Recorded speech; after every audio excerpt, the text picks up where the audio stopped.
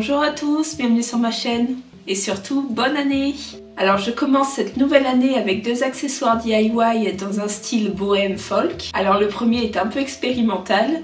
L'année dernière dans la vidéo où je testais le tissage, j'avais parlé d'un projet que j'avais en tête. Je vais le tester dans cette vidéo pour vous donner une idée, mais il y a certainement plein de petits trucs à améliorer.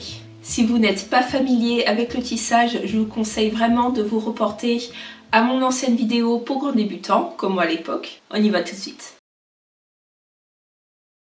Je vais tisser un grand rectangle d'environ 45 par 27 cm, qui sera ensuite plié en 3 pour obtenir une pochette d'environ 15 par 27 cm. Elle aura des franges sur les côtés du corps, mais pas sur les côtés du rabat. J'ai utilisé des planches de palette pour fabriquer un métier très simple aux bonnes dimensions. Pour ça, rajoutez quelques centimètres en haut et en bas dans la hauteur, et une vingtaine de centimètres de chaque côté pour y accrocher les franges. J'ai placé 32 clous espacés d'1 centimètre en haut et en bas pour monter mon fil de chaîne. Par contre, j'ai dû les placer en quinconce en bas à cause du bois qui se fendait. Pour les côtés, un clou tous les 2 cm est largement suffisant. J'ai utilisé un espèce de fil ciré noir pour monter mon métier fraîchement fabriqué. Là, je vous conseille plutôt de commencer avec un nœud en bas.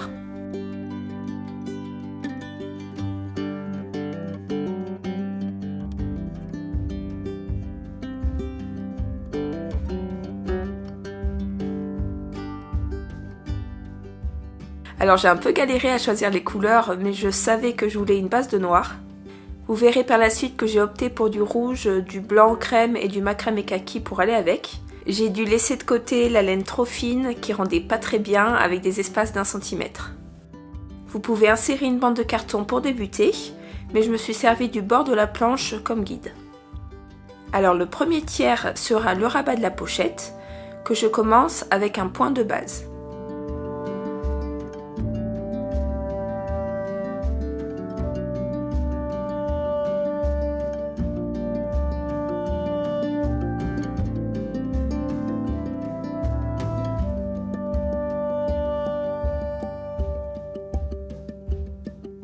Puis j'ajoute une rangée de franges.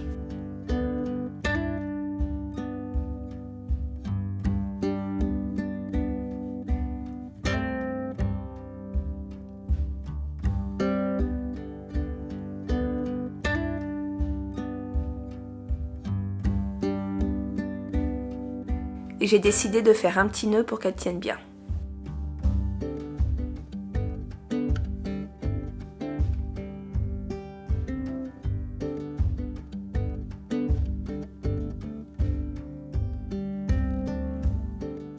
Ici, j'ai regroupé 8 fils que je noue aléatoirement avant de tisser le tout entre des paires de fils de chaîne.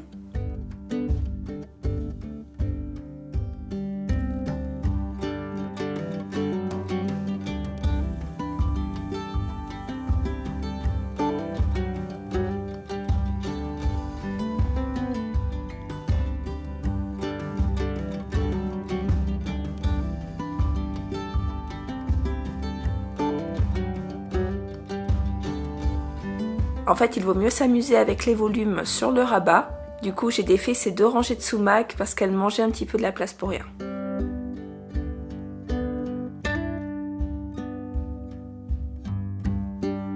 J'ai également recouvert les clous pour arrêter de m'accrocher les manches dedans.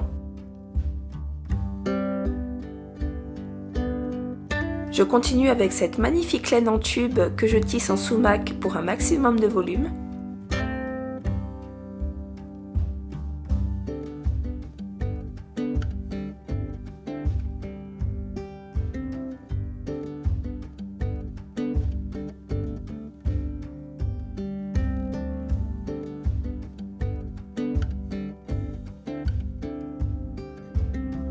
Et je vais ensuite créer une zone de nœud en séparant les brins du macramé.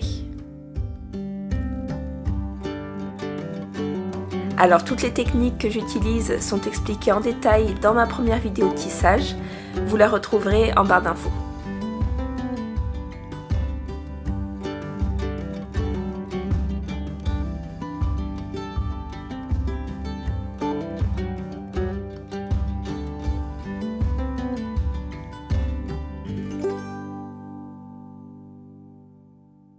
Je ferme cette première zone avec un point de base auquel j'ai ajouté une ligne de twining au milieu.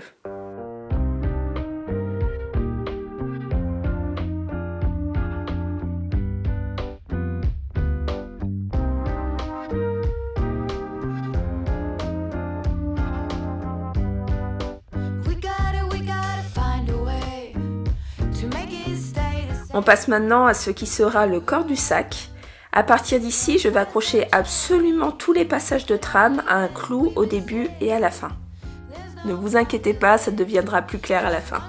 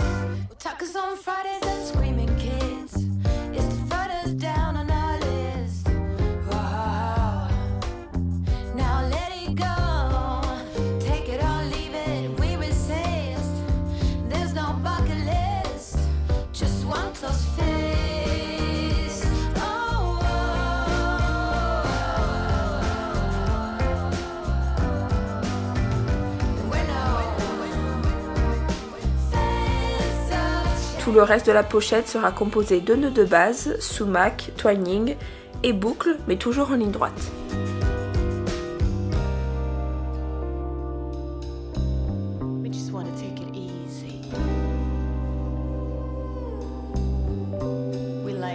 Je passe ensuite aux finitions en rentrant les bouts de fil au dos, uniquement sur la partie rabat.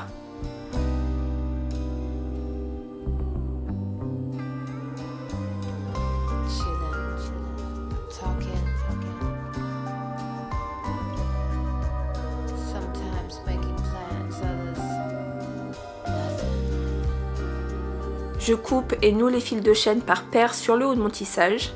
Alors si j'avais monté le métier en commençant par le bas, j'aurais pu tisser jusqu'au clou et juste lever ma pièce pour qu'elle se détache. Pareil en bas, j'aurais pu pousser mon tissage jusqu'au clou pour éviter de couper. Mais comme ils ne sont pas plantés en ligne droite, j'ai préféré faire des nœuds. Du coup, j'ai dû défaire les premières lignes.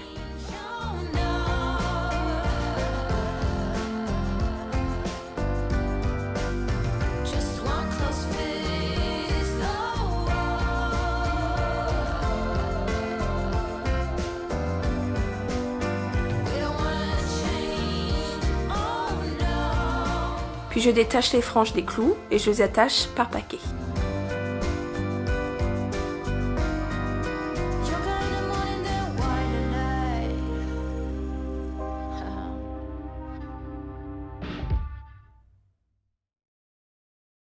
J'ai acheté une chemise pour enfants en friperie et je me sers du dos pour réaliser une doublure intérieure. Alors cette partie est optionnelle mais plus agréable pour ranger des objets dans le sac.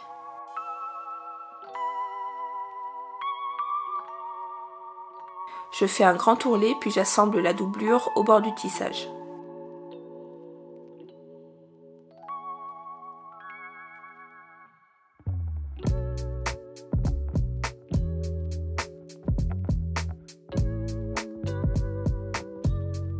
J'ai commencé avec la doublure en dessous parce que j'avais peur que la laine s'accroche dans les griffes de la machine. Mais au final, pas du tout, ça glisse super bien dans l'autre sens.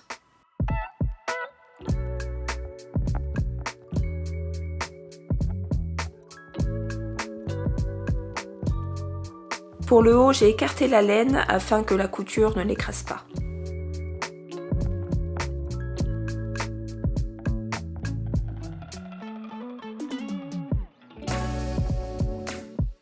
Je voulais me servir du bas arrondi de la chemise pour faire une petite zone de tissu à attraper pour ouvrir et fermer le rabat.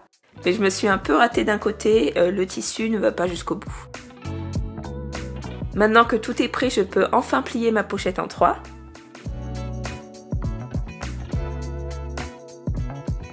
J'avais comme idée de réaliser des franges afin de fermer le corps du sac et ça a très bien fonctionné. Je prends quelques franges en dessous et au-dessus et je noue.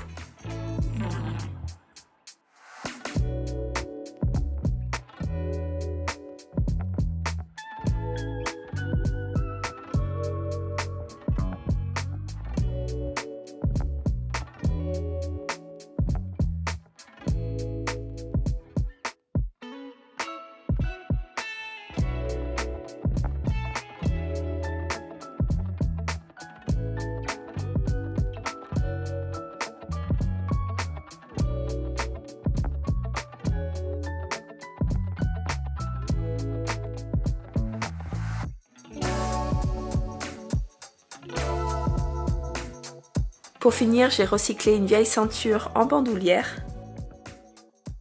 J'ai simplement cousu l'extrémité en boucle et j'attache dans les premières franges.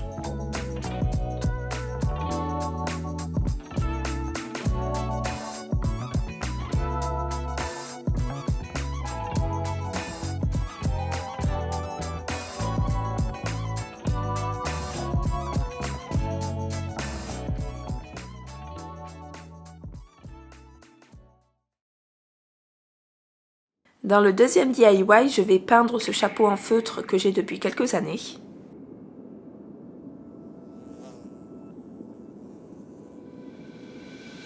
J'avais déjà de la peinture textile blanche. Les couleurs étaient très limitées en magasin autour de chez moi, mais j'ai fini par trouver du rouge et un feutre vert qui s'est révélé inefficace. Je me suis également rappelé que j'avais trouvé ces 2 couleurs à nose l'année dernière.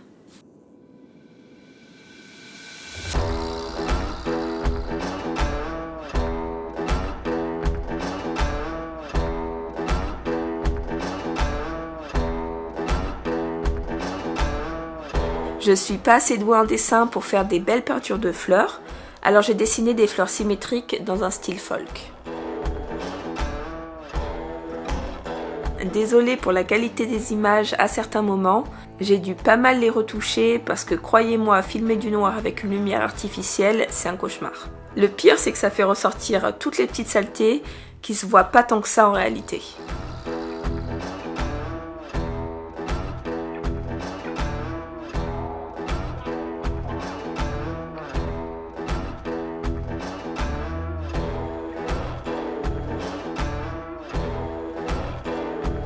J'ai ensuite peint les fleurs en rouge.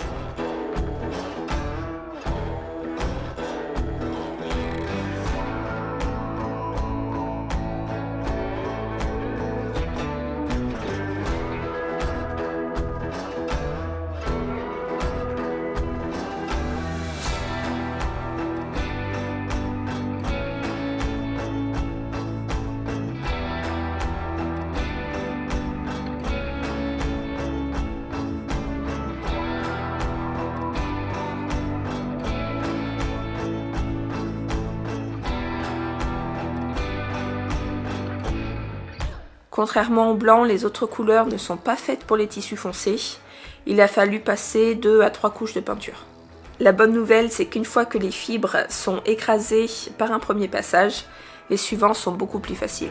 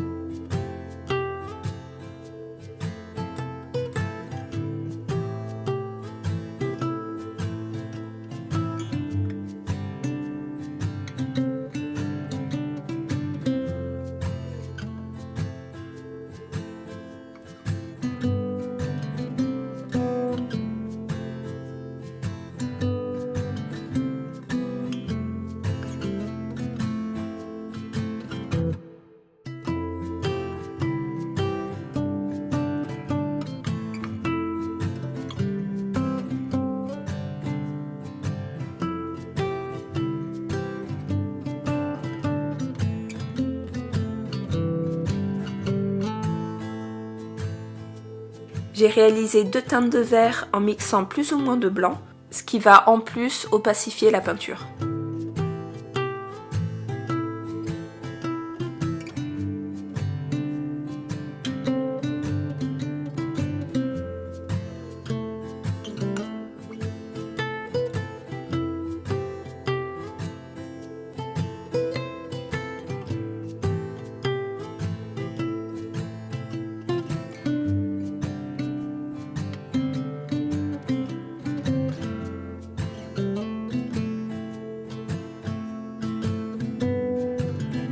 Pour finir, j'ajoute un peu de relief sur la peinture sèche.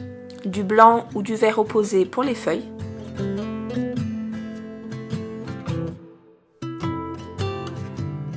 Du rouge additionné de blanc pour les fleurs.